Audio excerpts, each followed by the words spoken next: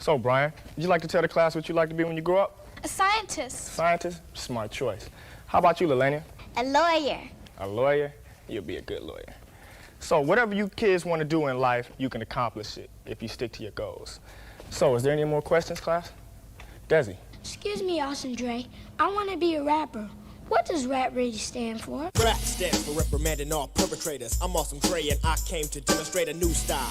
That's kinda wild. While other rappers choose to be mild, I say what I feel. Down with Ivy Neal. Got much money, don't have to steal, cause I'm well off. #1 in a spell off. It ain't a man in a land I won't tell off or beat down to the concrete ground in the street. Right here in Motown, my town, Detroit murderers, yes.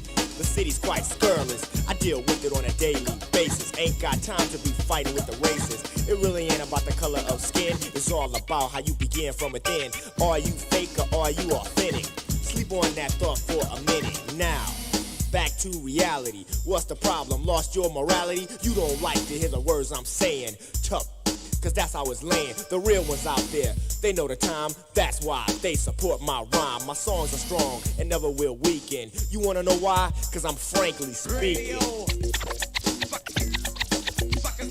So take that L and stuff it, cause he ain't nothing but a people's puppet. When I say people, not relating to the masses, only the kind that will tell you kiss their asses. If you want a job, don't even turn a knob. The door to opportunity is locked to a slob like you. So what you gonna do now? They don't consider you highbrow. They sit you on a pedestal and make you look good. I wish they would. They ain't from the hood, they're fake. Never say what's really on their mind. They just say what they think you wanna hear all the time. They don't speak the truth, they never talk frank. Compared to me, they're like a bike, I'm a tank. What an idol for a kid to look up at. What's gonna happen when the kid is up to bat in this game of life that we play? Every day, another sucker gets blown away. We don't want him to have the heart of a sucker. We want him to be a strong brother. Don't do that, that's not right. It's not nice to cuss, it's not nice to fight. Skip that. I say what I want to say. The First Amendment made it that way. Learn the facts of life, skip the fables. I'm teaching knowledge, these working turntables. My songs are strong and never will weaken. You wanna know why? Cause I'm frankly speaking. They don't wanna play me on a radio station, cause they might get an early vacation. What's the explanation for this situation? Haven't you heard of realization? This ain't a fairy tale or a story. It's real life and it can get kinda gory, not hunky-dory. Cause it's do or die in my territory, don't get me wrong. I'm not a racist, but I hate it when my people trade places. You know where you come from, son, so don't act dumb. Talking that we shall overcome. Bull, don't tell us what we can't get. Get in our way and you'll get your skull split open. My army is scoping, just like a rodeo, I will be roping you. So what you gonna do? Matter of fact, shut up, let me continue, sure. It would be nice to eliminate violence, but you can't, so you must get it straight. And I hate when people try to block it out. Ignore a situation, you know what I'm talking about. Critics and censors on the radio don't wanna hear the truth, so they don't play it, so what? My record still sells well. You hear them on the streets and in the clubs as well. Long as Dre's collect and pay, no stupid sucker tells me what to say. My songs are strong and never will weaken. You wanna know why? Cause I'm frankly speaking. What's more appropriate, radio or television for the children? Parents must make a decision. They can hear it, but they really wouldn't comprehend. But if they see it, it really would sink in. They run out and imitate the actor. That's the key, a real important factor. All of the violence in TV today, I can run off a list of shows, but that's okay, I'm sure you get my point. They're smoking cane, rolling joints, committing murders and using scandals to exploit prostitution and forms of extortion. That's an example, a very small portion of material exposed to the public. But they don't care because they live it and they love it on the other hand. A radio program, don't wanna holly hear a man say, damn, that's stupid. Yo, Gutta, put something on, man. I sent you something to your box. Just plain weak-hearted, no one has before, so they don't wanna start it, take a chance. Spark a little controversy, I bet the people eat it up like a Hershey's. My songs are strong and never will weaken. You wanna know why? Cause I'm frankly speaking. Frankly, I don't give a damn. HCC, Hardcore Committee, Detroit City. Ruling. Iron Hand. Yeah.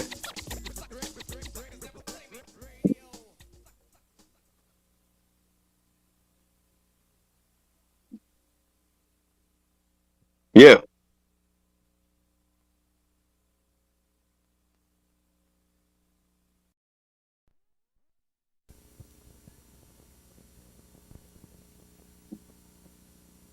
I shared it around already, like this through my phone, and yeah. No. Oh.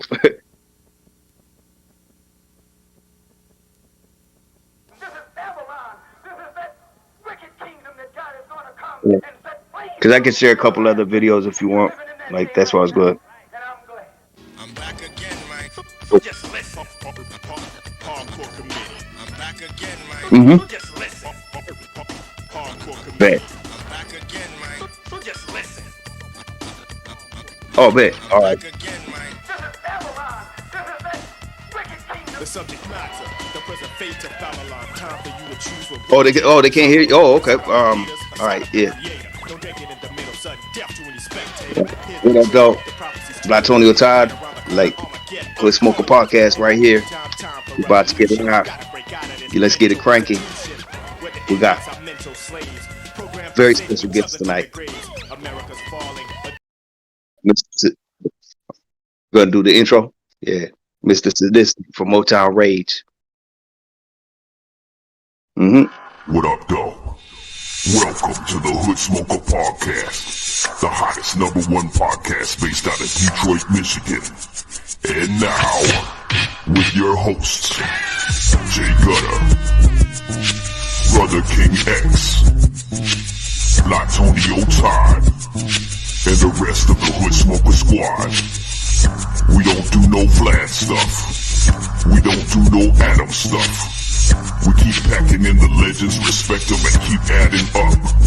So pack a blunt or two, maybe grab a brew and a snack for you, and leave behind your attitude, and get ready as we snap into the Hood Smoker Podcast. What up, though? What up, though? What up, though? Welcome to the Hood Smokers Podcast. I'm Jay Gutta. And I'm Blatonio Todd. Yeah. We're about to have a good special guest right here, Mr. Sadistic from the group. Actually, several groups, which we're going to touch up on that, but popularly known Motown Rage and doing his own thing. So we're going to see what he's about. And we've been looking, I've been looking forward to this interview. We all been looking forward to this interview. So yeah, it's been a long time in the making and shit. We've been talking about it. We glad we got him out here and shit. Yep. We all reached out from time to time, and of course, we all got different things going on in our lives, but we managed to get it. We got it locked in. So yes, sir. Really, I got his Instagram. I just pulled it up right here. Y'all can check it out. You see, doing the show right here. He got Shaggy 2 Dope, DJ Clay. Who else was that? Lardy B Hex with special guest Mr. Sadistic. Times from House, Newport, Kentucky. He's doing his thing. He got a lot of shows coming up and shit. A lot of shit going down. So we'll talk to him. I know he's got a lot to talk about. Plus, he knows a lot about Detroit, hip hop, music history and shit. Just music history in Detroit. You know what I'm saying? absolutely, yeah. It's gonna be a dope ass interview and shit. Brother King X should be joining us any minute. I know he had to work, but he was gonna be back around. All right. Okay. But I thought before he gets here, I'm gonna just go ahead and play this. The Brother King X apologizes to Talib Kweli on behalf of the Hood Smokers Podcast. You got a problem with me playing that? I mean, you don't care if I play that. No. In case y'all didn't see this, yeah, we apologize to Talib. Everything's all good. You know what I'm saying? Everything's all good, Talib. Peace, Talib. Yeah. I mean, my beard might disagree with this apology, but yeah, you got to straighten that out with your albino brother, Talib. You got to straighten that out. Yeah. You gotta get that straightened out. What up, though, D. Cochran, Canada in the building. What up, though? Hey, what up, D. Cochran, man? Shout out, salute, Ryan Glover, salute. A lot of people we've rocked with. We don't forget about you. No doubt, 100. And I'm sure a lot more people will be tapping in as we go. We're starting a few minutes early, but I seen there was eyes in here. We was playing that. It was Awesome Dre. If y'all ain't know who that was, Detroit legend, pioneer. Happy 50th. If you know Detroit, you have to know Awesome Dre. Facts. But I'm gonna play the apology to Talib and shit, and I'm gonna just play it real quick. Y'all enjoy in case you missed it. You probably gonna catch this on the replay because we did start a little early, but you might come into this halfway through. Somebody's gonna pop in like, "What the fuck is this?" This is the apology from Brother King X to Talib Kweli. Yeah. What up, though? This is BKX of the Hood Smokers Podcast, and I would like to apologize to Taleb Kweli. I apologize that your career didn't go the way it went. I apologize that you got one hit to your name. I apologize that you're a hateful human being. And I also apologize that you are a white supremacist in black clothing. And I also apologize that you're self-hating. And I also apologize you only known for being hype man. So, to Kweli, these are my humble apologies. I apologize that you're such a troll. Hope you accept my apology. In true Detroit fashion, that's how we apologize. Oh, we got Telefib Kuala in here. So did you hear, what do you think about the apology that Brother King X gave to your brother? That was really crazy. I mean, I really don't even know where to begin. I mean, in all words of Nazism, I just cannot support this right here. This is. I'm gonna talk to my brother about this. Me and my twins brother about this, getting this shut down. So you'll be hearing from work me. on that. I see that you guys already been fucking with my Facebook, fucking with the Instagram. I see you guys got that and shit, that better shit. But I don't know how much pull y'all got on the YouTube tip and TikTok, because our TikTok slapping. Talib can't fuck with it, and I know he can't even see us on Twitter. He ain't allowed. We're working. Yeah, we're working on that. So be on the lookout. We'll be bringing you down. Okay, will you relay a message to your brother? All right, well, you get the fuck out of here, tell a fib. Keep telling fibs, tell a fib. I don't know, he even trying to wear the same shirt as me. What the hell are you doing? And you got him up out of there? You got him up out of there? Yeah. He was off. He grabbed the phone and he's all taken off here. I wanted to play this one video that everybody been asking me where the fuck I got it from, where I found it from. Did I dig up a fucking time capsule? How the fuck? Look at this shit. This Esham, he like 16 years old in this video. No shit. Real talk. About 16. It's getting mad love, especially on the gram. It's getting mad love, especially in TikTok, it's Facebook. It's getting mad love everywhere. But this is Esham. This was his very first motherfucking video shot. It's just a little. I was surprised. Like, I just thought everybody has that, so it'd be like, But no, that's cool. I'm glad everybody digging it. Cause don't trip. That's where I got it from, just so y'all know and shit. That's where it came from. So y'all that was wondering and shit. That's where it came from. Blatonio Todd shot me that. I had to upload it when I seen it. Cause it's crazy. You in Tucson, Arizona, you got footage and shit like that. But there's people in Detroit that's like wild by it. I seen Cap C was like, look what the Hood Smokers Podcast dug up and posted on TikTok, and he shared it on his Instagram and his TikTok. Shout out Cap C. Yeah, shout out Cap C. He shouted us out. It still says on the bottom the Hood Smokers Podcast, and it says shout out Esham and all that. You know what I'm saying? So it's still love. Shout out to Cap C. He got his new podcast too, Dream Champs. Make sure you check that out. I don't know how often he goes out. I believe it's on Spotify. Dream Champs, capital C, Casper. Check him out. But let's play this video. It's a little bit of hip hop history. You remember when brothers screamed, pony down. Times have changed, so I changed with the times. Many didn't know I was always rocking rhymes. Some people was ill as spilling and spitting out venom. I'm cool and casual, so I don't wear denim. You call me fake and weak and whack and worthless. Now I'm rocking just as legit. Oh, so I'm fresh, yes, change the tune. Soon you'll be a fan. And everywhere you go, you got my tape in your hand. I used to be fake, that's what you told your crew. So now when they see me, they try to. Oh, let me get it special, just a joke y'all was playing. In fact, you. Yeah. That's what I'm talking about. Yeah. What the fuck was that? That almost looked like Talib. It wasn't though. It's Jay Ghost. My bad, Jay Ghost. I didn't think the beat kind of reminded me of a Talib beat when it came in. I'm like, I know a Talib video ain't about to follow this. That would have fucked me all up. Yeah. He'd have been like, they played 0.5 seconds of my video. They got to take their interview down. Oh man, no, that's better than that. Who it was? Yeah, right there. Look, Jacob. y'all can go right here. I'm gonna go on the live and show them and shit. When it came y'all can go right here and scroll down.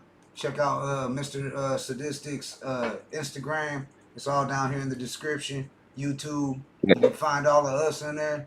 You got me, Luke, Brother King X, Blatonio. You got us all down there. You can get in contact with us. Anyone that wants to contact us, we looking for sponsors, so get at us. We taking sponsors right now, but let's go ahead and should we jump at the track by Mr. Sadistic? I agree. Yeah. All right, bet. Let's see what damn, I know oh yeah, I posted it over here. Here we go. Where's it at? I'm looking for it. Oh, I gotta refresh it. We got Mr. Sadistic from Motown Rage in the building. He'll be tapping in about 15, 20 minutes and shit. So let's get some music in.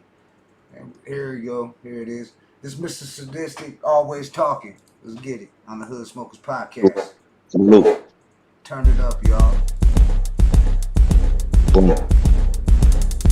You right, sitting up on your couch, tuned in to hear what the brothers buzzing about. Girls home alone asking me to come to their house, begging me to whip it out, busting up they mouth and on they blouse. That'll leave a stain, no doubt. Ain't no way that you gon' be able to shout that out. Got one heart to resist, man. When she go down, she go crazy with the head. I call her D-Lo Brown, you be gon' clown. Like the kids say I'm lit. There's still a lot of motherfuckers out there hate my shit. And I assure you that I hear you with that he's so trash. But if you try to run up on me, bitch, I'll beat your ass. In case you didn't get the memo, I murder these instrumentals with swagger that's monumental. And no, I am not a gentleman. I'm spitting all this venom straight up into your face. This is Mr. Sadistic, yeah, I'm about to rain. Always talking shit, yeah, that's me. Wild motherfucker, no doubt, yeah, that's me. Sent to murder all you kids. The plan B, I'm the one that you hate but can't see. Always talking shit, yeah, that's me. Wild motherfucker, no doubt, yeah, that's me. Sent to murder all you kids. The plan B, I'm the one that you hate but can't see. Nobody knew this here, homie, I've been hot. That's why your wife and girlfriend stay up in my inbox praying to get pimped out. I suppose they be some waiting ass bitches. Trifling hoes already know how they angle it with they PR. They try to holler cause they heard my soul. Hate me now, not knowing that you could never stop me. So much flair, you would think that I worked at Chachki. No matter who the ops be, I'll see you dudes. You can catch these hands, yeah, I'll leave you beating bruised. Speaking truth, if we beefing down, I'm down to settle up with furious styles. Trace Daddy and Dom Toretto, that I'm a level. In fact, I'm probably in your head again. Battle so many times, I got my strike, yeah, I'm a veteran. No soul and medicine, lethal if ingested. Get yourself a taste of this, you might get septic. Always talking shit, yeah, that's me. Wild motherfucker, no doubt, yeah, that's me. Sent to murder all you kids. The plan B, I'm the one that you hate but can't see. Always talking shit, yeah, that's me. Wild motherfucker, no doubt, yeah, that's me. Sent to murder all you kids. The plan B, I'm the one that you hate but can't see. Some motherfuckers ended up on the hit list, spitting out my name when I see your crickets. Soft ass bitches, mad I'm the real thing. Lucky that the only thing I'm hurting is your feelings. No shields, I go insane. Fuck around, saw Superman punching niggas like Roman Reigns. See your disdain, pay respects and do it properly. Honestly, bow your heads, bitches, acknowledge me.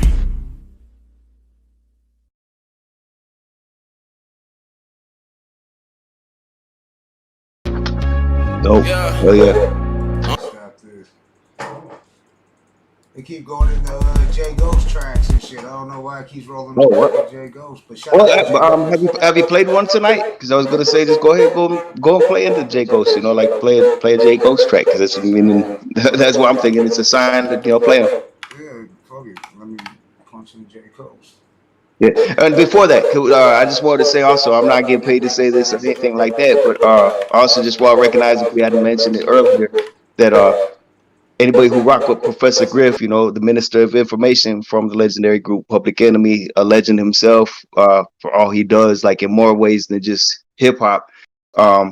He just has been putting it out there that a lot of people been getting hit by somebody on WhatsApp posing as him. Trying to ask for money. He doesn't ask for money. He's a down to earth guy. He does a lot of like selfless things, you know, without profit and everything like that. So I just wanted to clarify. If somebody hits you up posing as Professor Griff, the Minister of Information, that's not him. So Shout out Professor Griff. I actually got that. Let me play that real quick. That little clip that we I got that right. All right. We'll play that real quick just so people can see what you're talking about. I'm gonna send the other clip too, also where he was just kind of doing he did a formal one too. So I'll send that to you later. Yeah. But Okay, check this short out, y'all. Don't fall for it, whatever they say. All right? Thank you very much, Todd. B. Todd. Blatonio, Todd. Y'all don't get down like that. All right?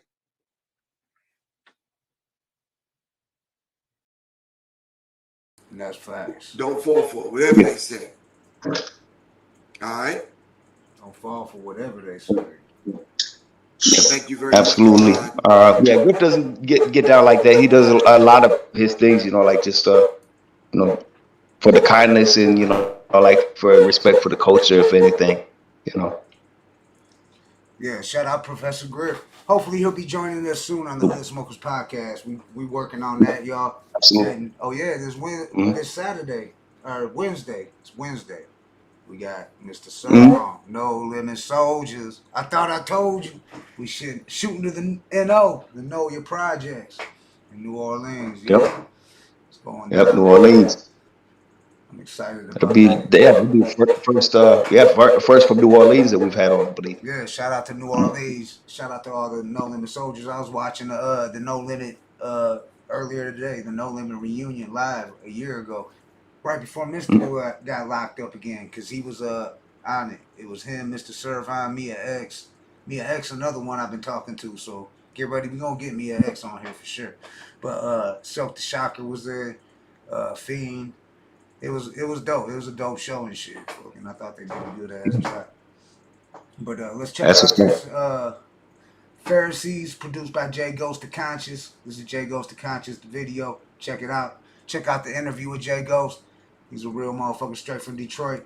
Spitting that real shit. Rewind it. Yeah. Another trap with Mr. Sadistic after that. Hey, where you headed? Bet. Smart remnant. Yeah. Men gather around looking for signs abound. Little faith inside their hearts where iniquity's found. Enemies throw dust, but I wear the armor of God. In the land of the Pharisees, our divides, we from the tares. Beware, false prophets want to sit in the king's chair. Man could let us stray, walk in a difficult way. Not really about to smoke us like they puffin' a vape. Trying to be their own savior like they wearing a cape.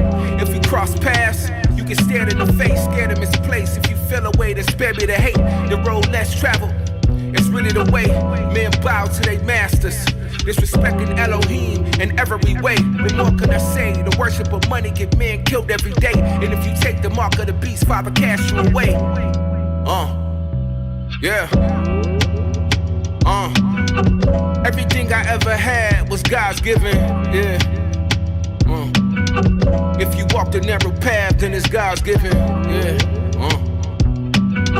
If faith all you have, then it's God's given. Yeah. No man could take credit for what God given. Men gather around looking for signs abound. Deception live on the corners where the hustle is found.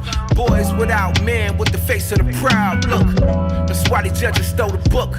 We are a new low man, grow up to be a crook, but was overlooked. Being raised by women, feminist household turned them to little gremlin, searching to get attention. The modern day rap song just got his brain tripping. And the low vibration, no condition. Another one bites the dust and we blame the system. Instead of showing accountability for our children, it's bone chilling. Drill music is like the devil's rhythm. The only hope is in Christ, and that's forever wisdom. I pray my brothers see the light and get connected with him. Or follow the false witness and die a second death, unless correction hit you. Yeah. Everything I ever had was God's given. Yeah. If you walk the narrow path, then it's God's given. Yeah. If faith all you have, then it's God's given. Yeah. No man could take credit for what God give him.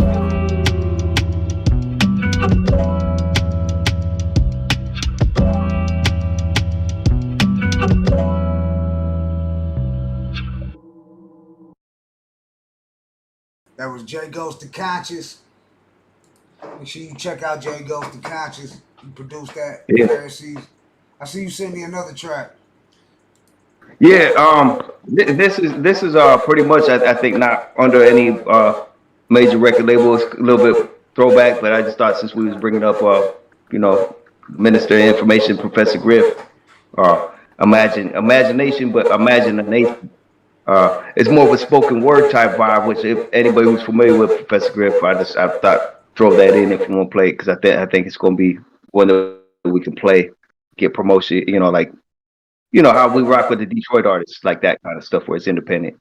Right. All right, so I'm gonna play this track first by Mr. Sadistic and Motown Rage, just the beginning, official music video, and then we'll play the Professor Griff, and then we'll have Mr. Sadistic in the building by then. Get it. Yep. Oh yeah, salute.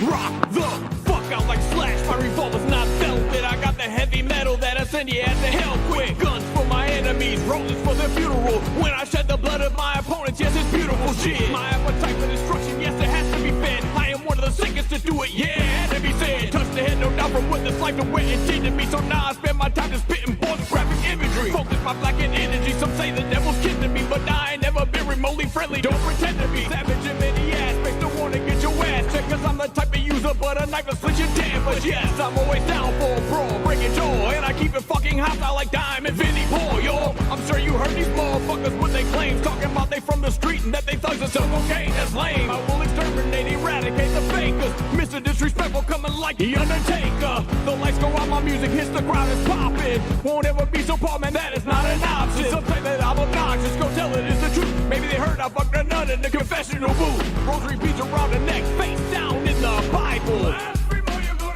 I know, yes, I'm creeping death up on the scene when I'm slanging bars. I seek and destroy like Kurt, Cliff, James, and Lars. And I kill them all with absolutely no remorse. The question you gotta ask is, am I evil? Yes, of course. Like Tony John, the way I'm kicking this shit, and I always keep it hotter than a syphilis bitch. Bitch, get a shot of penicillin, double the dose, man. Sadistic taking over, better get with the program. Get hit with the choke slam, this ain't WWE. And if you want the smoke, you will regret ever fucking with me. Cause I'm like wrestling victory ain't in the script for you. A nuclear warhead in a world full of pistols. That means when I hit you, I destroy everything in my path. No one will make it out alive, that's the thing when I smash. So when you ask me why I'm fiendishly grinning, cause this right here is just the beginning.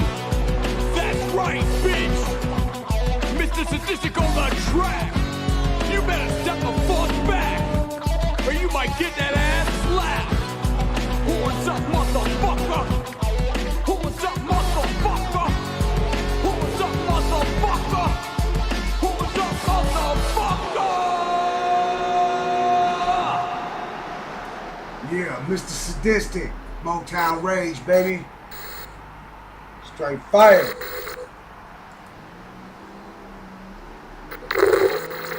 Yes, sir. Check it out. Like I said, the links are down there in the description. Make sure y'all go subscribe, follow, check them out.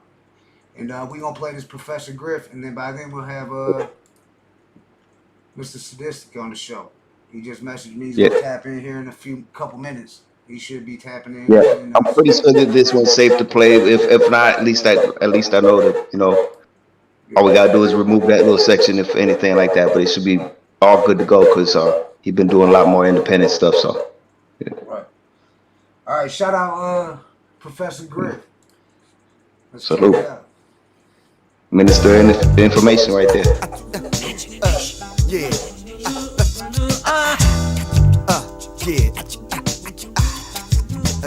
Yeah.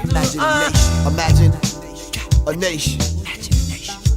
Can I tap into your imagination? Yeah. Imagine a nation.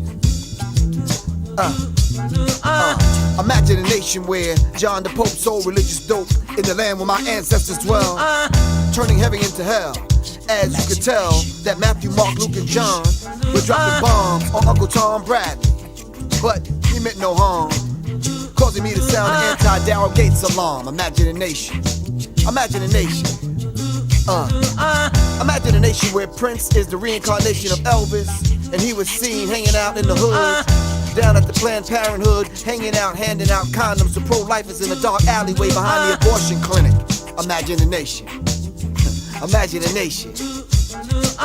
Imagine a nation where Rush Limbaugh bombed his opening night as God, as he went back to his old job on the corner of 42nd Street and 7th Avenue, juggling lives between the thighs of some politicians' wives. He forgot to get circumcised, so Hillary Clinton measured his size and slipped him a new love life. Imagine a nation. Imagine a nation Imagination. How many aliens who Captain Kirk gotta fuck before you realize that AIDS is a man-made disease designed for the purpose of post-recreation on the life of planet no nigga. Imagine a nation. Imagine a nation. Imagine a nation where homeless yarmulke-wearing neo-Nazis piled in a red Volkswagen, selling final calls of bean pies to right-wing conservative Democrats, yelling Harry Christian at a $100 a plate dinner honoring Jimmy the Greek's son, Sammy Davis Jr. Imagine a nation. Imagine a nation. Imagine a nation where Nancy Reagan and Margaret Thatcher, the opening rap act for Madonna's Hoes in the Hood World Tour. Imagine a nation. Imagine a nation. Imagine a nation where Arnold swore he was a nigga, as Richard Simmons pimp slapped him while asking him, "Where's my money, ho?" Imagine a nation. Imagine a nation. Imagine a nation. Oh, by the way, Michael Jackson is running for white president as he promotes his new anti-black, pro-whitening cream called Beam Me Up, Scotty. And his running mate Whoopi Goldberg planned her marriage with Yasser Arafat, which she thought would be a pleasant family trip to the Gaza Strip. She used to serve interracial fear for 4 years, while Tears of Fears sang the national anthem, endorsing PMRC's right to censor whatever the fuck they want to without Vaseline. Imagine a nation. Imagine a nation. Imagine a nation where Michael Jordan takes to the friendly skies, waving bye-bye to U.S. Airlines as no friend of mine, gambling his stock of Rogaine away. Signs of retirement, I wouldn't bet 1 cent that not one night will be spent in jail for John Gotti didn't kill nobody. Those people were gonna die anyway. Imagine a nation. Imagine a nation. Imagine a nation where David Duke was seen dressed as a rich cracker down at the A&P African People's Supermarket, passing out copies of his new book called Cotton, It's a White Thing and You Used to Pick It. Imagine a nation. Imagine a nation. Imagine a nation where RuPaul rode a unicycle down to the ribbon cutting ceremonies at the Better Bitches Bureau, and she had to turn around because she forgot her Everlast batteries for her vibrator she lovingly called the Doodoo Brown or the Running Man. Imagine a nation. Imagine a nation. Imagine a nation where Dan Fogelberg had the nerve to set sail while Christopher Columbus sat on the front of the bus. He caught a contact and a head rush as Rosa Parks sparked the joint, trying to prove her point. As she passed it to Chris, she reminded him of this: if you only had a clue, we discovered you. Imagine a nation. Imagine a nation. Imagine a nation where lonely white bitches buckle over in stitches, searching for the pale white frozen food section for some sperm a la homeboy. Some Chinese Chips Ahoy cookie made by some black rookie, while her subconscious mind wanting to find some cream of some young boy to tap dance on her taste buds. Imagine a nation. Imagine a nation. Imagine a nation where Alfred Hitchcock presents Orgasm by I Love Lucy. Brought to you by Planned Parenthood, the makers of birth control, IUD, diaphragm, the 10-year Norform patch, and the Peterbilt French abortion pill, RU486. Imagine a nation. Imagine a nation. Imagine a nation. Imagine a nation where John Lennon's last performance was to a sold-out crowd at a Japanese concentration camp somewhere on the lower east side of Hiroshima and Nagasaki. Imagine a nation. Imagine a nation where horny white TV evangelist Jim Baker's lover Jerry Falwell lay between some black women's hips as they sip black pussy from dusk to dawn until the drum sounds. Until the drum sounds. Until the drum sounds and they all gather around. They all gather around yelling. They all gather around yelling. Can't we all just get along? Imagine a nation. Imagination.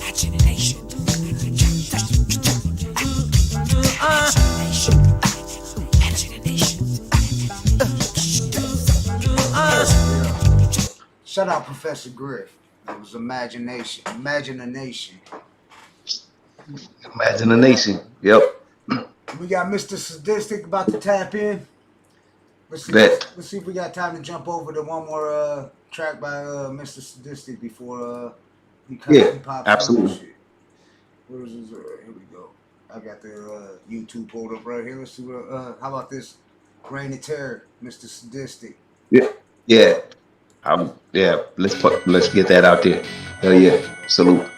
Mr. Sadistic will be here in a minute. Motown Rage. Let's get it. In the building. 1, 2, check.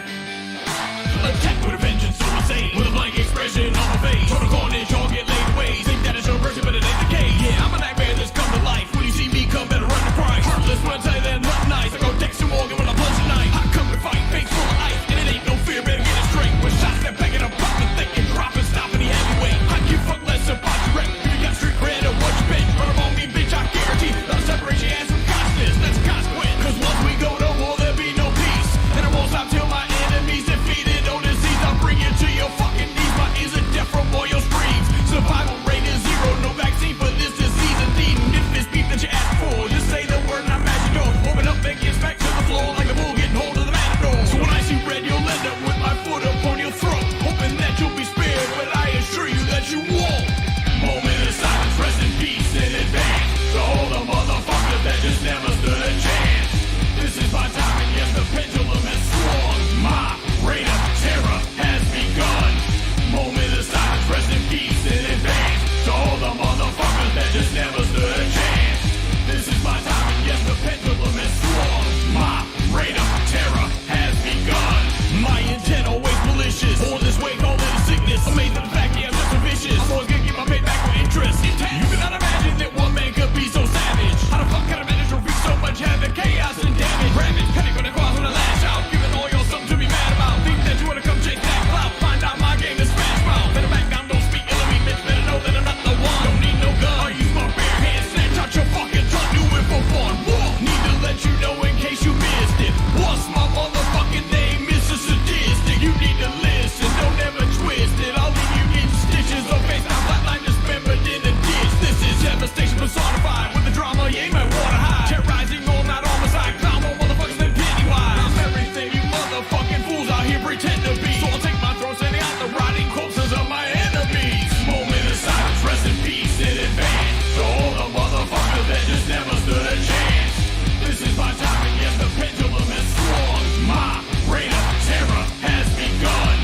Moment of silence, rest in peace in advance. To all the motherfuckers that just never stood a chance. This is my time, and yes, the pendulum has swung. My reign of terror has begun. That was Mr. Sadistic, Motown Rage. Reign of Terror. We just waiting for him to tap in. Hopefully he's not having any problems with the Discord. I told him, it seems like the best way for me to tell people to jump in is the hashtag general. Hit the hashtag general and you should see us. You know what I'm saying? You see already in the green room, or let me see. No, he said he was going to tap in a few minutes before 8:20, but he probably didn't know he had to download the app first, the Discord app. So. Yeah. It's like Zoom. So anybody for future thing, if we get to talking about an interview and stuff, that's the thing. Got to make sure we do it in Discord. So even if you want to do it in advance, just download Discord. And it's difficult maybe in the beginning. Some people get it a lot quicker. For me, sometimes I even have trouble trying to remember it. So. And Lil Rick gonna be first artist ever signed to No Limit Records. Will be on the Hood Smokers Podcast September 13th, y'all. Get ready. Legendary Mr. Servon. Mr. Sadistic just got word he'll be joining us in a minute. He getting everything, so everything's all good. Bet. We can jump into another track in a minute, but here's the Mr. Servon flyer. We'll pull that up real quick. We got Mr. Servon. He's gonna be joining us this Wednesday. Legend. Platinum. I'm in the building here. I think we got Mr. Sadistic in the building. I heard the Discord news and shit. Yep. But let's see what else. Yeah, shout out to Mr. Servon. Shout out to homie Cuban Link and shit. I seen that we're getting K's on his channel on our platform and shit. Cause Cuban shared our. I got them both on my page. Y'all can find them. If you go on Cuban Link's page, you can find both the Hood Smoker Podcast interviews too and shit. So yeah. But yeah, we waiting for Mr. Sadistic to tap in right now on the Hood Smokers Podcast. Number 214, baby. I'm just scrolling through some of these old ones. I mean, yeah, we always talk hip hop, you know, and who we rock with and stuff like that. I was gonna say, I seen that it's a couple months old or whatever, but I don't know if you'd seen it, Gutta, where it was OG Pop, who, you know, with Cuban Link recently. It's like a couple months. Chicago right now. Cuban Link is with OG Pop. Yeah, so I saw some, you know, like he reposted and stuff. So I just wanted to give a salute to, you know, OG Pop and Cuban Link. So yeah, so you see, if you want a Cuban Link feature, you want to fuck with Cuban Link, get at OG Pop. OG Pop, so get at him. You want to get Cuban Link, OG Pop, Prince of Pain. Shout out to Chicago. Shout out our Bronx family and our Chicago family. I know we got a lot of new subscribers from New York. Shout out to everybody out there in New York City. And shit. You know what I'm saying? Much love. And of course, my brother from another, you know, Christopher Jordan. I just want to give a salute. You know, yeah, salute Christopher Jordan for sure. He been holding it down. He been helping a lot on that round table because the round table been slapping. Everything been going. People been leaving comments. Everything going viral. All right, we got Mr. Sadistic in the building, y'all. All you gotta do is hit the camera icon and you're good to go, brother. Yeah, I'm gonna blow you up real big, homie. What up, dog? Welcome to the show, Mr. Sadistic. Technology is a motherfucker, man. So you know. Yeah. Right. What's going on, fellas? How you doing? All right, man. It's an honor to have you all here, brother. I hit you up. Like I know you was doing a lot of stuff, or you have been still doing stuff constantly. Sure. I think I was going to hit you up, and then Gutta hit you up and stuff. And really, truly, I'm glad we worked it out. We got you on, man. So I'm excited. Yeah, man. Yeah, man. Me too. I don't get too many podcast opportunities, so anytime I get to get on here and talk some shit, I'm cool. So. Well, I mean, it's an honor to have you on, regardless. You know. Hell yeah. It definitely. You definitely left your mark in Detroit. You can't speak on Detroit without mentioning Mr. Sadistic, Motown Rage. You know what I'm saying? It was getting love from like artists like Jack Frost, DJ Lowe's, people like that are hearting the flyer as soon as we posted this shit. You know what I'm saying? The legends in the hood. I mean, you right there with them and shit. You've been doing this shit a long time. You know what I'm saying? So, yes, sir. So it's definitely an honor to have you on here. Yeah, man. Like I said, good to be on here. Like we try and keep it, you know, like about hip hop, but of course, you know, there's different branches of it. You know, we try and mix it up. We don't always want to stick to, you know, just strictly boom bap or street. You know, yeah. So it's, you know, that's dope because you got a style. It's like, you know, it's very versatile. You know, so that's man. It's funny, man, because I was telling somebody recently. I'm like, I got like 3 go-tos, right? Like I got the go over, you know, like metal, and I got like kind of, you know, horrorcore stuff, and then I got kind of like the lyrical stuff, you know what I mean? And it's like you could get a very different you know, thought of what kind of artist I am if you only heard one thing, but if you hear more than one thing, you're like, man, what, you know, but those are the things that I grew up on, you know what I'm saying? They're, you know, very much kind of ingrained into my DNA, so I don't know anything but, you know what I'm saying? Yeah. Oh yeah. No, that's what's up, man. Yeah. No, I caught the vibe, you know, because I've played a lot of your stuff, and I'm, you know, that's why I was picking up from it. You can just see, you know, the best thing is you can hear influences, but if you don't sound exactly like one artist, you know, that's dope, you know. That's the one thing I'll say about myself is like I don't typically get too much of like, oh, you sound like so and so. Although like a lot of times when people come see the band, if they've never heard it, they'll be like, "Oh, you kind of sound like Chuck D a little bit live." You know what I'm saying? Like probably when I have my I catch that influence. That's why also, you know, it's cool. Oh, yeah. You know, with PE, yeah. When Anthrax and PE got together and stuff like that, I catch that energy and that vibe. You know, like bringing the noise. Yep. So I was just Yeah, and I was a fan of that whole mixing the styles from way back then, even before I remember. And you can go back through YouTube and you'll find it. My buddy Eric had Anthrax. Yeah, what was it? You cut out for a minute. Sorry.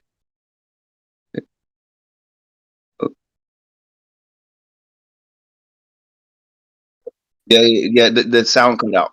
I don't know what. Oh, I think you hit the mute by accident. Let me see. Double check. Let me see at the bottom. Yeah, no, because it looked like it was showing. Yeah, the sound Hear me now? Check 1 2. Yep, we hear you now. Okay, we got you. Yep, got you. Yep. Go ahead. He's trying to hook up to the Bluetooth and all that shit. So, or it was no. Bounced me off because I was getting a phone call. But yeah. No, I was saying, my buddy back in the day. This was way before Anthrax did anything with PE. He had a 12-inch of Anthrax and UTFO song called "Lethal," which, by the way, is terrible. It's a terrible song. Yes, but like I remember that shit. Yeah. You know what I'm saying? So Yep. So I remember being excited about it because it's like, man, that's what I like. I just, at that point kind of started getting into listening to Anthrax and, and everything. And even just being like looking at the Among the Living album cover and seeing Scotty in with a Public Enemy t-shirt on. Just being like, because back then that wasn't a thing. People didn't cross over. People didn't, if you listen to metal, you listen to metal. If you listen to hip hop, so then seeing these long haired, heavy metal dudes. They stay on one side of the fence, Yeah, you know what I'm saying? So it seemed like Esham got a pass with the metalheads. Esham seemed to get a pass with the metalheads. Like he got a pass. Yeah. But I think that was still even later on because, like, I think the closest thing that like what you talk about too, that we can agree, is that video was so dope with Run DMC when they did "Walk This Way" and they're on the other side, like studios practicing. That's how I felt about what you just said. And that made him even before that, Peter Rock had guitar on it. You know what I'm saying? That was, even before "Walk This Way." So the king of rock, there is no higher. Yep. So those things definitely go together. And and of course, we had Beastie Boys too. Which, and we know who. They were all connected and shit. We got, Yep, that's all. And like I say, man, that's all the stuff I grew up on. Like he said, Esham kind of got a pass to the metalheads, and I think some of it too was because, early on, Esham was talking, devil shit, right? So, that kind of scared off. I remember so many of my friends when he came out, just being like, I don't fuck with that devil worshiping shit, and, in the red tape and all that stuff. And I was like, man, I don't give this shit's fire, Yeah, because like there was like some of us who heard it a different way. It was like, okay, this motherfucker is not afraid to say some shit that he knows he's gonna upset. Right. Esham had me 10 years old, fucking in Southwest Detroit, spray paint. While people tagging gang signs, I'm tagging 666 and shit. Right. And that's where you scare both sides of the gang. Exactly. It's like, leave me alone. Leave me alone. I worship the devil. Oh shit. Leave that one alone. Leave it. Yeah, for sure. I think it was just give me space. Give me space is really what it was. It's like, exactly. Just leave me alone. Yeah. Hell yeah. But yeah, man, that's like I said, that's kind of what I came up on, and that's kind of what I stick to. And recently here, just starting to kind of drop my own. My intent was never to go solo from Motown Rage, but and obviously I still do that, but over the past couple of years, it's kind of logistically become a little bit harder for us to do what we were doing on a consistent basis.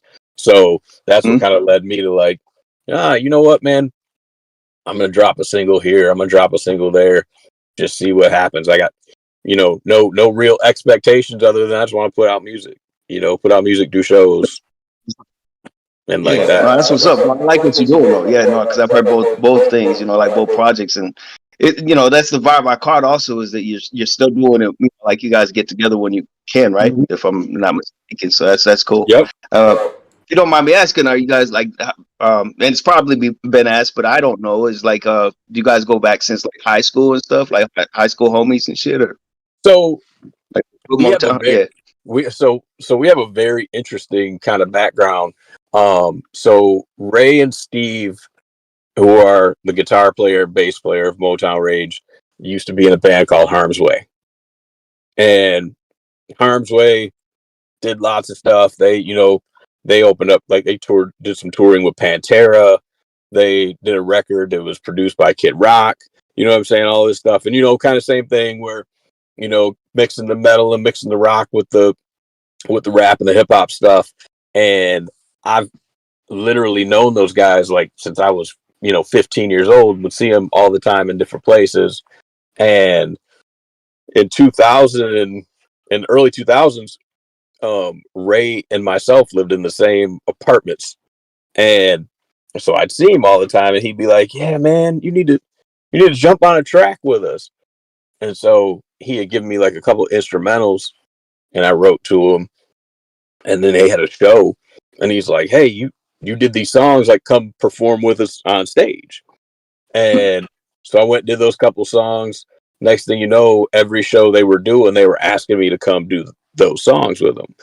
And at that time, the vocalist Dave of Harm's Way had left, and so I kind of stepped up, but like my style is very different from his, both subject matter wise and stuff like that.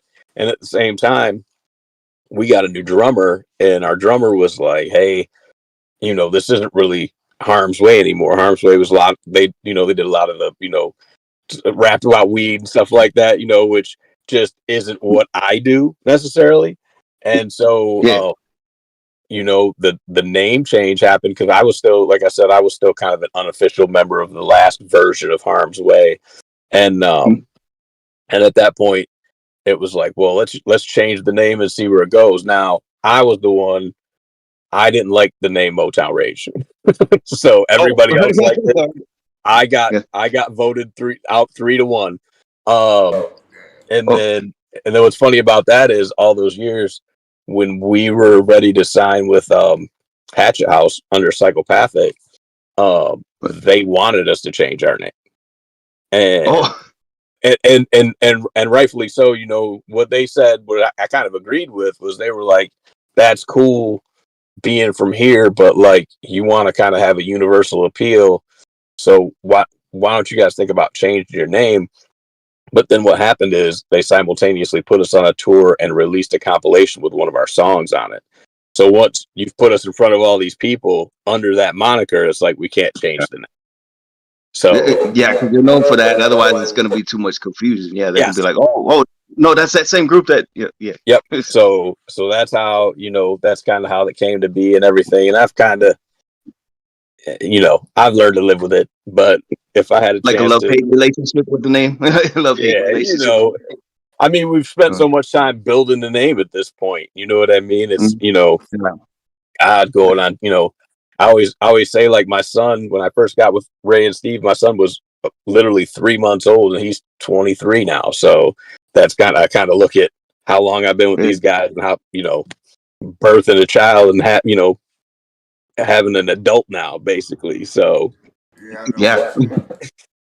So yeah, man. But yeah, man. And the Motown Rage thing, like, we've done some, under that moniker, we've done some cool stuff. We've toured with ICP, a few times. We've done. I've literally performed in every time zone in the United States under that moniker. You know what I mean? I've been everywhere from Worcester, Massachusetts to Mesa, Arizona, and like that. So it's like, while I don't, Mesa, while I don't necessarily like that, like the name or didn't like the name, it's like now I've done all this stuff under that moniker, so why not? I embrace it more now. So yeah, no, I feel you on that. Yeah, oh, that's cool. Yeah. So yeah, that's why I said like love-hate relationship with it, but it's like yeah. So that was long story long. You know what I'm saying, as far as the name goes and everything like that, and the history. But we like to cover all that and don't ask like typical questions like other shows do. That's Yep. We and like I say, we're all like lyricists, or we're all rappers and stuff that came from a group all together. Actually, all the hosts. We got Nate coming on soon. Okay. So, right. Yeah, that's what's up.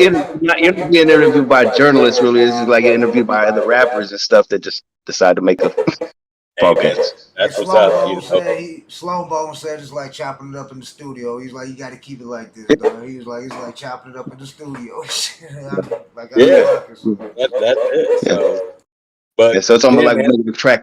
So, yeah. But yeah, that and like I say too, kind of the cool thing with everybody in the band's history is like Ray and Steve being in Harm's Way.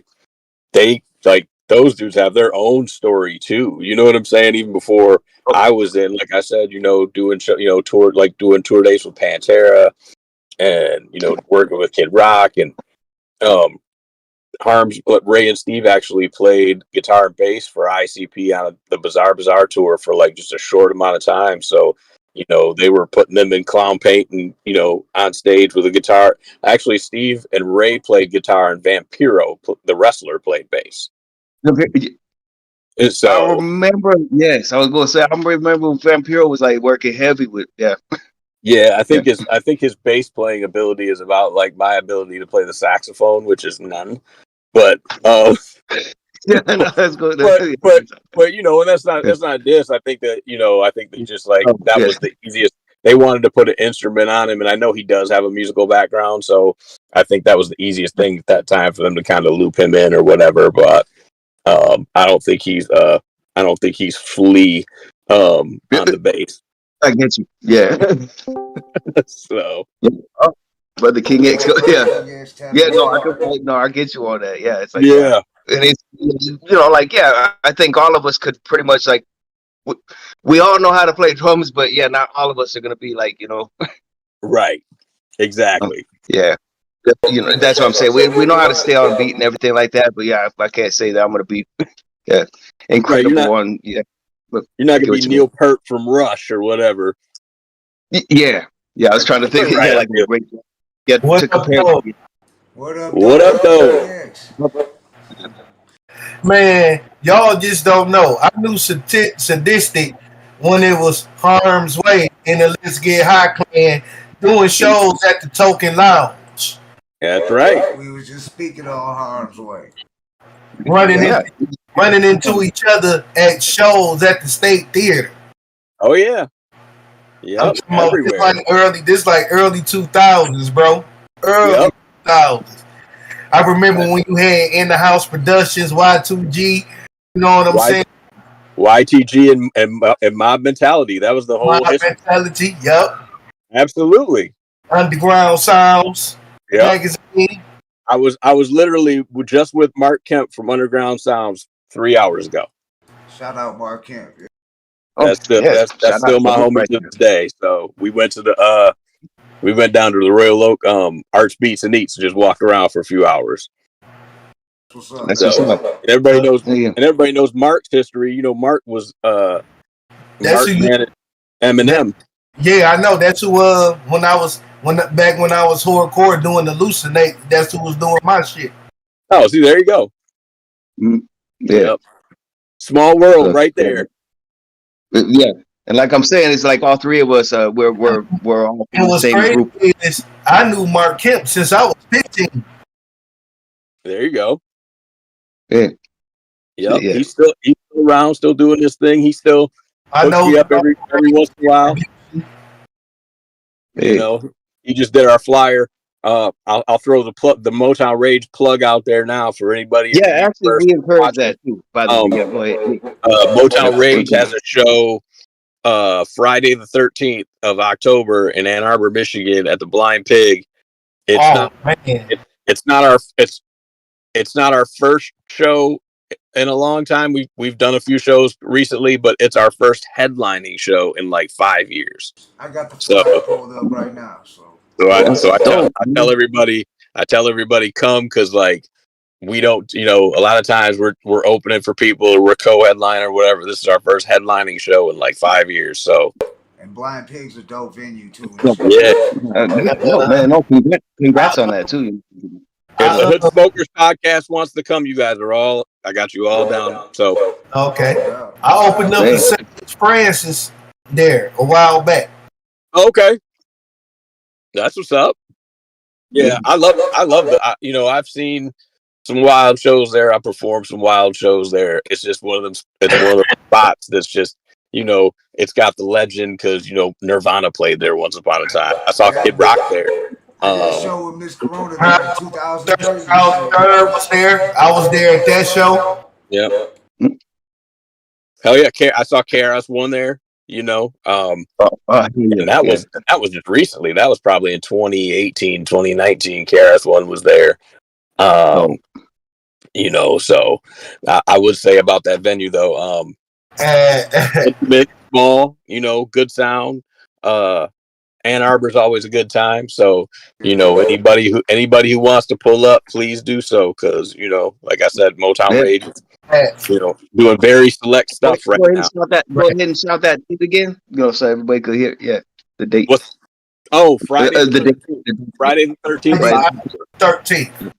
Yep. So there we go. Hey, not remember easy to Blind Pig. Yep. Remember the 9/11 show at the Token Lounge? Oh yeah. When Razor Ray beatboxed all night long. Yeah, I do. In the parking lot, and I was freestyling, and we was about to beat up the two white boys because he was freestyling and he said the N-word. Remember that? Oh damn! Man, you just took me way back with that one. Man, I definitely remember the show. Tired with his drill hosting my backstab, the neighborhood kingpin. Yep. Yeah, it's wild, man. I remember all that. Yeah. Man, yeah. So like hip hop wise and stuff, do you have like 5 influences you could like pretty much like rip off the top that like inspired absolutely, or that you yeah. Yep. Ice Cube, LL. I would probably say Chuck D.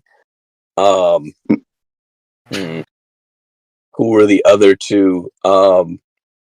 Honestly, I would say, you know, early lyrical kind of MC. Big Pun.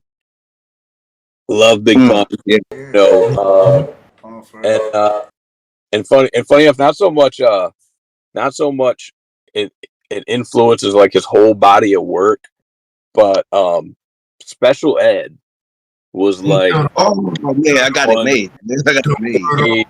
Where it was like equal parts, like he was lyrical, he wasn't screaming, you know, like back then that was still when everybody kind of hollered a little bit, you know. Yeah, he wasn't. Yeah, he had a little more speaking voice. Yeah, speaking voice, laid back. But honestly, though, I'll say he'd be the special mention. Rakim would be the other one. Okay. Oh yeah. Those would be my 5. I learned never to ask that one. Who's your favorite MC? Because you're like when Rakim, it was like that was the easy cop out. But this, you know, you can't answer Rakim. Like everybody knows. Yeah, but yeah. I'll say this. I'll say that, you know, sometimes that changes. I tell people all the time, my favorite rap song of all time is "Natural Born Killers" by Dre and Ice Cube. That was no. If you listen to the production of that, just without the lyrics, you listen to the production. The production is so intricate. There's so much stuff going on. But then the fact of the matter is that was directly influenced by Esham. It was. You know, I tell everybody that all the time. They think I'm lying. They say I'm crazy. No, because and I've heard about this. Yeah, like historically, yeah, yeah.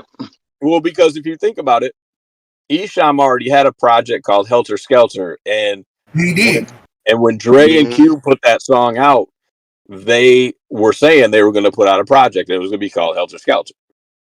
So definitely directly influenced by that. Now, did they take the ball and run with it? Yes. Like that, to me, that's like I said, that song embodies like everything that I like about rap. Like the production is clean. There's tons to it. It's like so intricate. It's hard. You know, it's got Ice Cube on it, which is one of my favorites. You know what I'm saying? So yeah, absolutely. Yeah, shout out Ice Cube. Fuck the club. Fuck the club. Yeah. Because I mean, yeah, my closest thing whenever anybody like always mentions, you know, like the great, you know, like people who they're influenced with, you know, of course there's the Tupac, Biggie, you know, Rakim, all that. But I always mention first and foremost the DOC who lost his voice. You know, that to me, I think he's always like he always deserves to have that mention up. with them because Now, lost. I'll tell you a funny story. I'll tell you a funny story that's probably not really known outside of my camp, my personal camp. But when we signed to Psychopathic, we signed to Hatchet House. They had told us that we were going to do a track that had everybody on the label on it, right? So we were geeked. I'm like, it's going to be ICP and Twisted. At that time, they had Axe Murder Boys and Boondocks and Blaze and ABK. And I'm like, so in my mind, I'm immediately thinking of like, what posse track do I want to mimic, right? Grand Finale. That makes sense. So Grand Finale. So I came up with the music for Welcome to the Slaughterhouse, which is on our record. But then there was a bunch of stuff logistically that didn't work out. But then at the very end of that, and this was kind of a bucket list thing for me, Awesome Dre and Doe Doubler got on the track. So and listen, but yeah, and so what, you know, when I was young, driving around in my '86 Thunderbird delivering hamburgers for this place I used to work, I used to listen. I had a cassette tape, and it was Sex Rhymes. It was Priority Records, and Awesome Dre was on it. So that was how I first became familiar with Awesome Dre, and I loved that song. You know, and then obviously got familiar with, you know, Awesome Dre and Hardcore Committee and all that stuff. Shout out to Awesome Dre, by the way. Years later, to get on a track with him, I was like, well, this is some bucket list shit, you know? Because if you had told me when I was 15 or whatever, 16 years old, you were like, yeah, someday you're gonna do a song with Awesome Dre, I'd be like, yeah, okay. Like I wouldn't even, how would that happen? I wouldn't even know that guy, you know. And then all those years later, getting to do it, and actually, you know, a couple times actually getting to perform that song live with him and Big Hoodoo, aka Doe Doubler. Hey, you know what?